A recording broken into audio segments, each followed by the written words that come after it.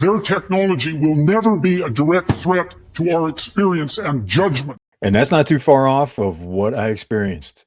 Got a use case for you today. This is part 2 and what we started to talk about in our previous episode, which covered what was happening inside a tech company failure and what that means for you in this AI craziness that's happening where AI is writing the rules monthly.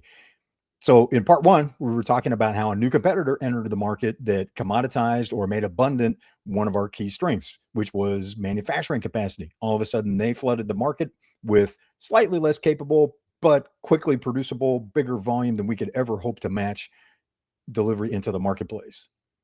And if you may recall, well, go back to that previous episode and look for the rest on that. There was a useful tip there. At least I hope that it was.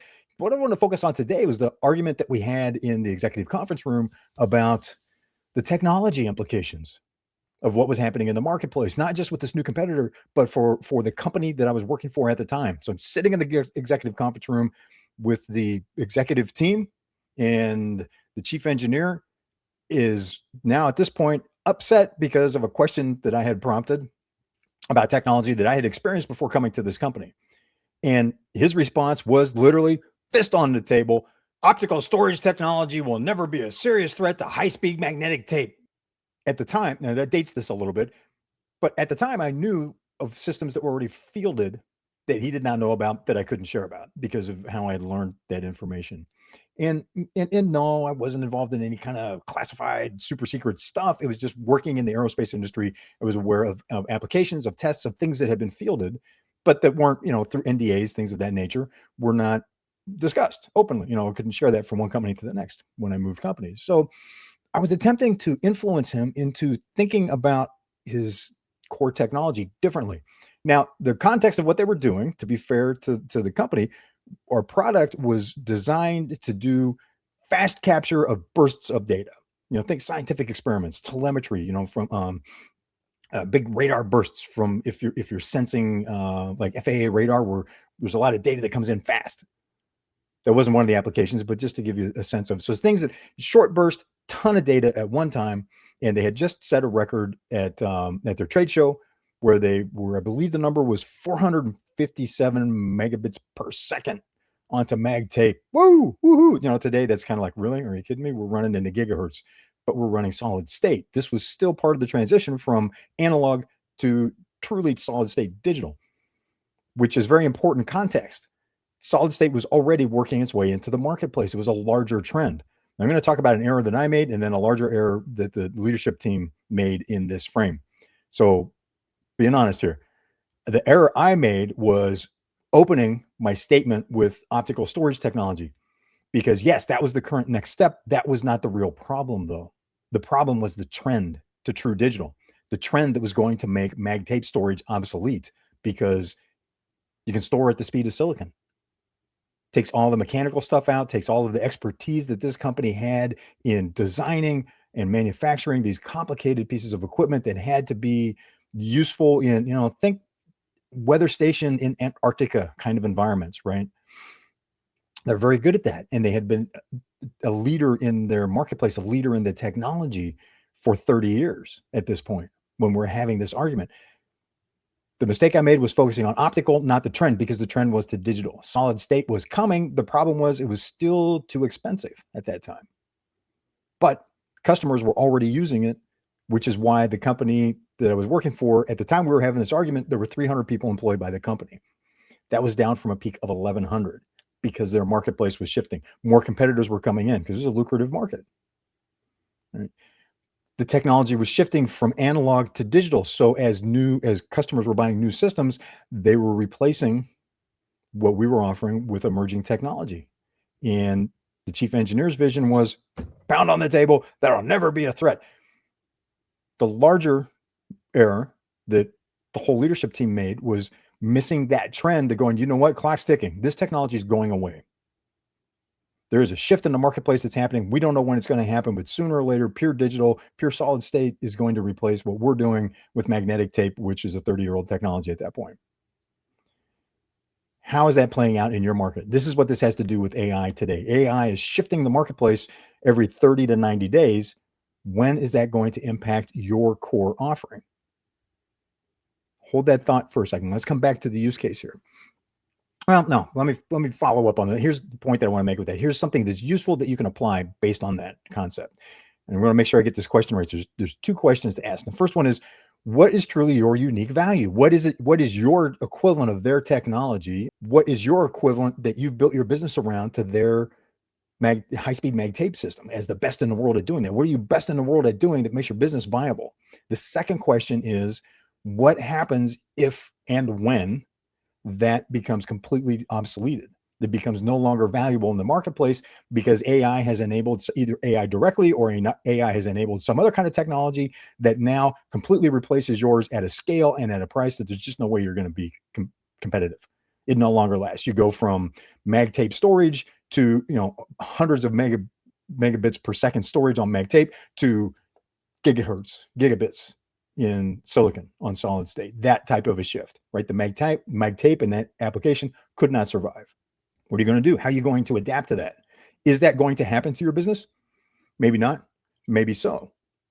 If you walk through those two questions as a thought exercise with your leadership team or with people that, your closest advisors, and think that through, if you never get disrupted like that, what is the downside from taking the time? And we're talking just a couple hours. Don't make this a month-long project. Make it a lunch meeting or an evening thing with a couple of valued advisors to say, hey, what's the response if this happens? To think that through. Now you're in a stronger position and you can do things like what this company missed. So back to the use case here, that company had 30 years resulted in an incredibly solid maintenance contract base because of what they did, this precision mechanical, right? There's so much mechanical going on in that type of a system that required maintenance and calibration in the field. Over 30 years, they had built up recurring contracts that provided a healthy cash flow. That afforded them the opportunity, if they had chosen to pursue an adaptation. What are we going to innovate? Do we design something new? Can we acquire something? Can we join venture somewhere? Because they've got this customer base. Where does the value in the company shift? Is it the customer relationships and the contracts so that we can join venture, pull somebody else's solid state technology in and not have to make that internal leap? Because that's a big jump. Can the existing team make that leap? Not everybody. The unfortunate reality is on a team of 300, not everybody's going to be able to make that shift. Or do you sell the company? Go, you know what? We've got all this maintenance contract. So coming back to the cash flow from the maintenance contracts buys time to address the how do we adapt question. Do we do new technology? Do we sell the company? Do we shut down? Those are the three real options. Cash flow buys time to do that. If it's sell, it buys time and provides value, because really the only value of the company in terms of selling it was the net present value of the maintenance contracts, which was significant. The third option is we just call it good and wrap it up and shut down the company and continue to honor the maintenance contracts, shut down everything else. When the maintenance contracts wind down, then the company's finished. What would you do? Here was the decision, which was sell.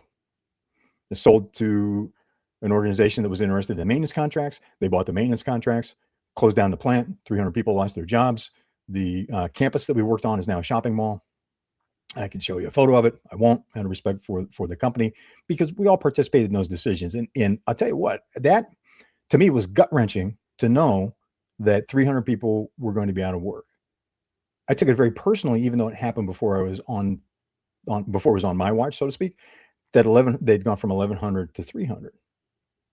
Right, it's 800 families losing a source of really good income. They're in a high-tech manufacturing environment, pays very well. Typically 40% more for manufacturing versus service industry. So local economy, families, there's a big impact there. Took that very personally. In fact, at the time, I was being told by one of the executives in our one-on-one meetings, he's like, look, don't take this so personally. He's like, how could I not? It's just business. Well, business is people. And I know you as a leader, as an owner of a company, as an owner of a company, take that personal because it affects you. Big corporations, it gets impersonal. Maybe that's not such a good thing. Maybe if we took it more personally, we would make better decisions. It still bugs me to this day. Not like it did. That ate at me at first because, I didn't. Here's what ate at me. I was not successful in influencing the thinking of the chief engineer and the thought process and direction of the leadership team to consider things that provided more options than they were looking at. That there could have been more options on the table. Would the outcome have been different? Maybe, maybe not. But at least it would have been part of the consideration. So what's the consideration with your company? Are you going to find yourself suddenly blindsided with obsolescence like the use case here did? And faced with, well, we either need to adapt. Do you have the cash flow at that point to do it and enough time? Or do we sell? Are you in a strong enough financial position to be able to sell well? Or is it going to be a fire sale because you just have to get out and cut the losses, cut the red ink? Or are you going to be so heavily boxed in a corner that you really have no choice but to wind it up, call it good, throw in the towel, shut your company down? Hope you never get there because it's a gut-wrenching experience. So let me know in the comments. What do you see? Do you think this is all wrong? Wrong thought process, doesn't apply to the current AI environment? Or where are you in that? What do you see in your company when you're applying those questions? 2 questions, right, that lead to those 3 options. First one, what is your unique value in the marketplace? Second one, what happens if and when that becomes obsolete? And then when it does, do you adapt? What does that look like? Do you adapt? Do you sell? Do you shut down? Look forward to hearing your comments. And for more in-depth discussion, if you'd like, on me, cup of coffee, 20 minutes, virtual coffee over Zoom, click the link below, schedule a meeting. We'll talk about your specific situation in depth, and I'll share some more experiences that I think will be helpful. So thanks for being part of the journey. We're going to have part 3 in our next broadcast. And welcome to our new AI agent colleagues that are listening in. Appreciate you. And we'll see you next time.